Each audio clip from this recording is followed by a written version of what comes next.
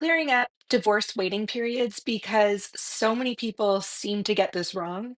And even if you live in a state with no official divorce waiting period, keep listening because everyone has one.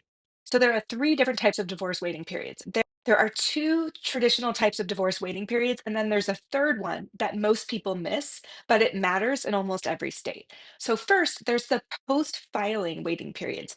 These are the states where you can file for divorce at any time, but before you can finalize your divorce, you have to wait for a specific period of time. So, like in California, it's 6 months. In Colorado, it's 91 days. The clock usually starts, no, not when you file, but after you file and have served your spouse with the initial divorce documents. While you wait for that period to lapse, you can finish your paperwork, get to an agreement, do all your final documents, but the court won't actually finalize your divorce until the waiting period ends.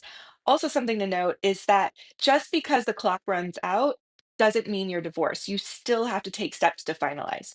The second type of waiting period is a pre-filing separation requirements. So those are states that don't let you file at all for divorce until you've been separated for a set period of time. So, like the Carolinas, you need to wait a year. In Virginia, 6 months if you don't have kids. If you do have children, you have to wait a full year before you file for divorce. Again, you can still negotiate, plan, prepare your divorce. You just can't file until that time is met.